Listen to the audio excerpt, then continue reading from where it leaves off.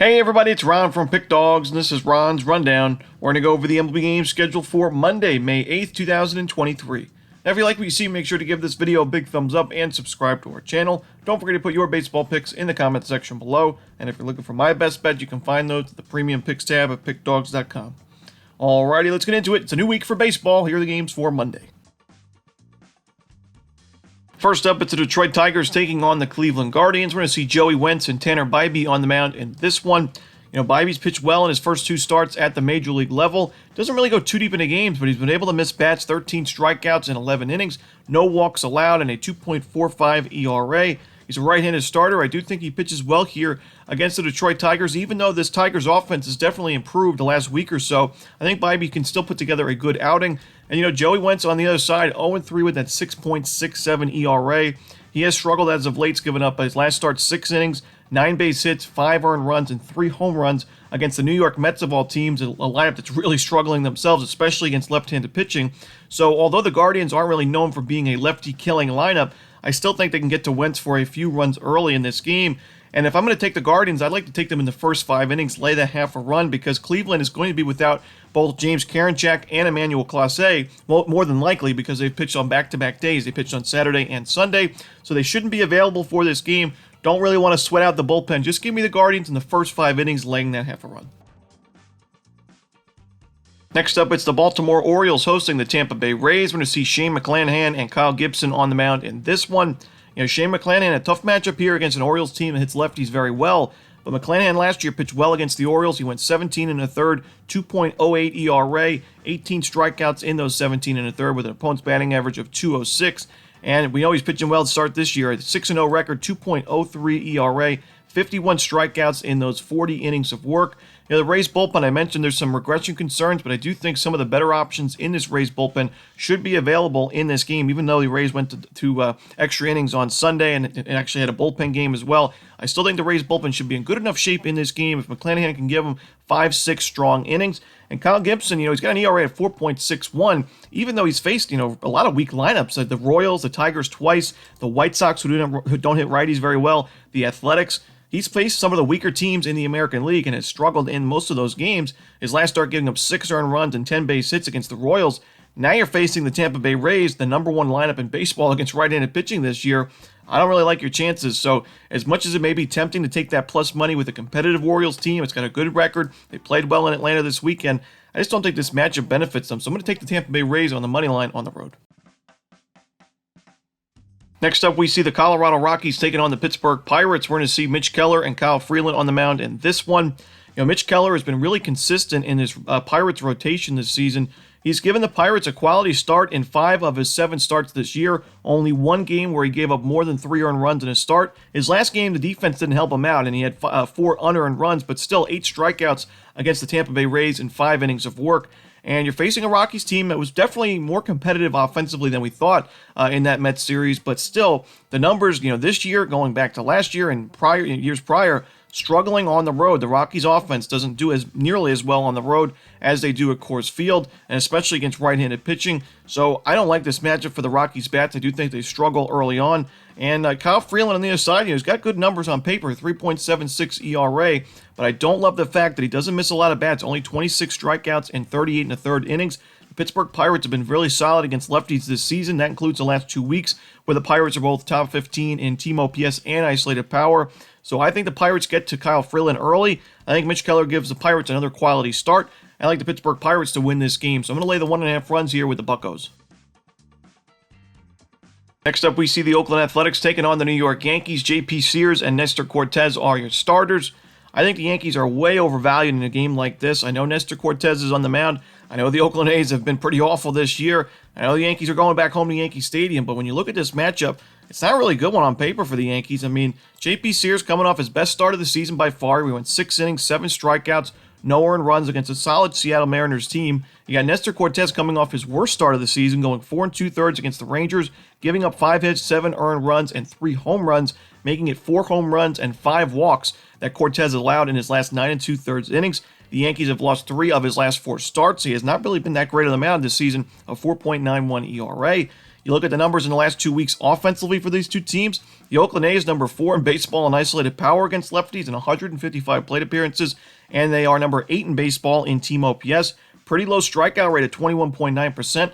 I think they can get to Nestor Cortez and the Yankees. Their team OPS against lefties in the last 2 weeks, 19th in the league, 17th in isolated power, and those are improvements overall this season. The Yankees even worse numbers in both of those facets. So, Sears coming off his best start, Cortez struggling, and you look at the fact that the Yankees went to extra innings on Sunday. They used a good amount of their bullpen, and that includes their two best relievers, Clay Holmes and Wandy Peralta, on back-to-back days. They both pitched on Saturday. They both pitched on Sunday, so they're unavailable for this game. And I don't even know if they're going to pitch Michael King in this one because he pitched 20-something pitches in that game on Sunday. So really just a tough spot to be in if you're the Yankees. You're going to have to hope that Cortez can give you 6-7 strong innings, and I just don't think so with the Oakland A's hitting the lefties so well. Give me the Oakland A's here on the run line and the money line. I'm going to sprinkle a little bit with them as well. Next up, we see the Chicago White Sox taking on the Kansas City Royals. We're going to see Dylan Cease and Zach Greinke on the mound in this one. I like the plus money we're getting here with Zach Greinke and the Kansas City Royals. Greinke's just pitching so well at Kauffman Stadium, and for me, it's so surprising because I would consider Kauffman Stadium a hitter-friendly ballpark, especially when the wind is blowing out. We've seen the last couple of weeks, the wind at some points has been 20-plus miles per hour out to the outfield, but Greinke, sub-2 ERA last year at Kauffman, and a sub-3 ERA and 22 1/3 at Kauffman this year. His last start, wasn't a popular pick here on the rundown, but we took the Royals plus money against the Orioles in that game with Greinke on the mound. He won that game 6-0. He went 5 innings of shutout baseball, so he got the job done. And you got Dylan Cease on the other side, who's got a 4.58 ERA. Sure, he's got great strikeout stuff, but he gives up a lot of sharp contact, and because of that, the home run ball can be a problem for him.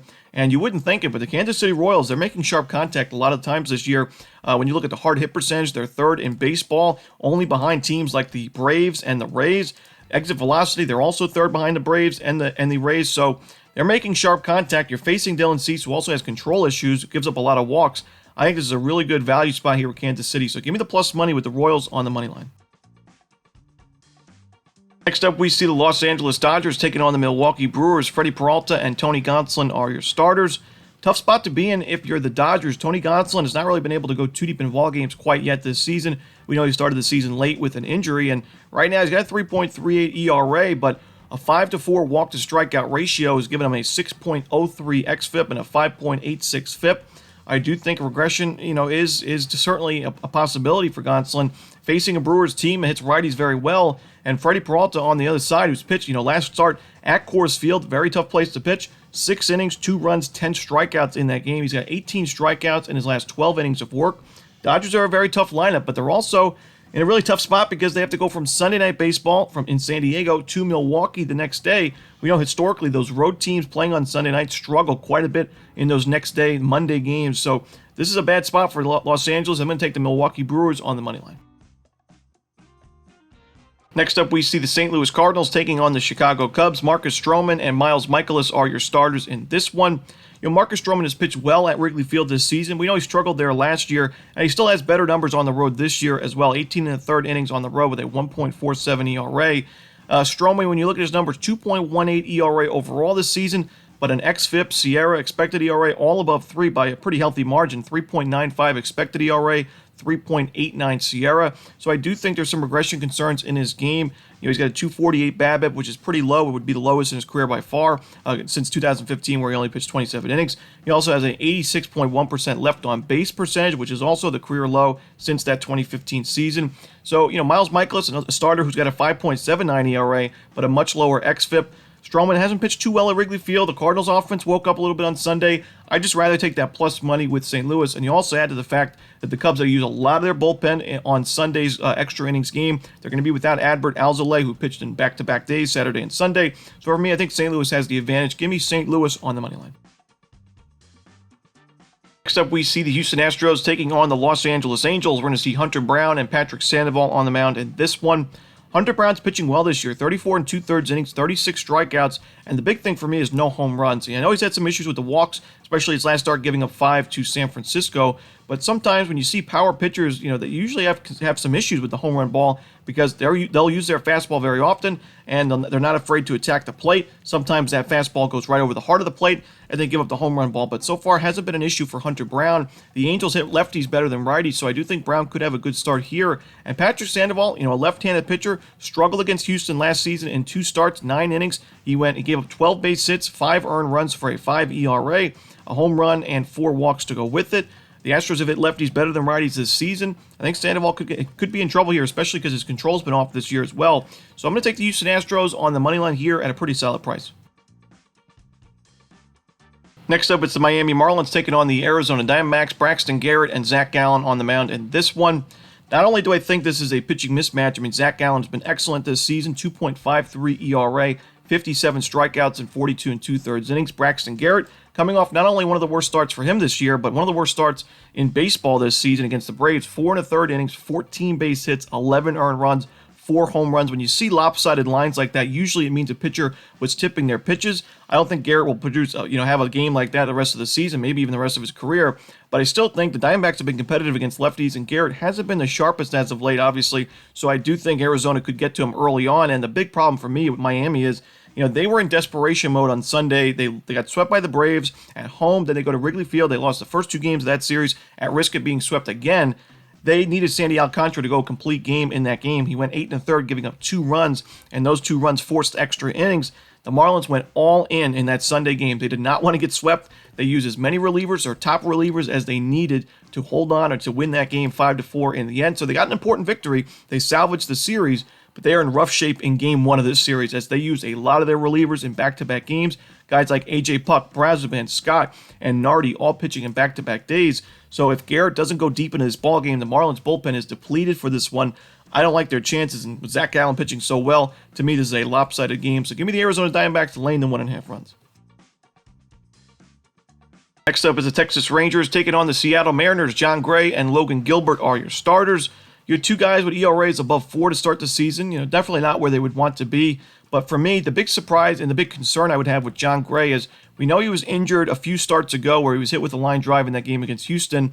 And since that game, his strikeout numbers have just not been there, and he's walked a lot of batters along the way. An 8-6 walk-to-strikeout ratio in his last 3 starts, giving up at least 3 earned runs in each of those games against the Oakland A's, Cincinnati Reds, and Arizona Diamondbacks. Not necessarily the strongest of lineups. At Cincinnati's tough at Great American, but I do worry about John Gray here. Even though the Mariners have not been the best against right-handed pitching, they can certainly put together competitive at-bats. And Logan Gilbert, like I said, his ERA above 4, not where he'd want it to be. He still has pretty good strikeout stuff, 40 strikeouts and 33 2/3 innings.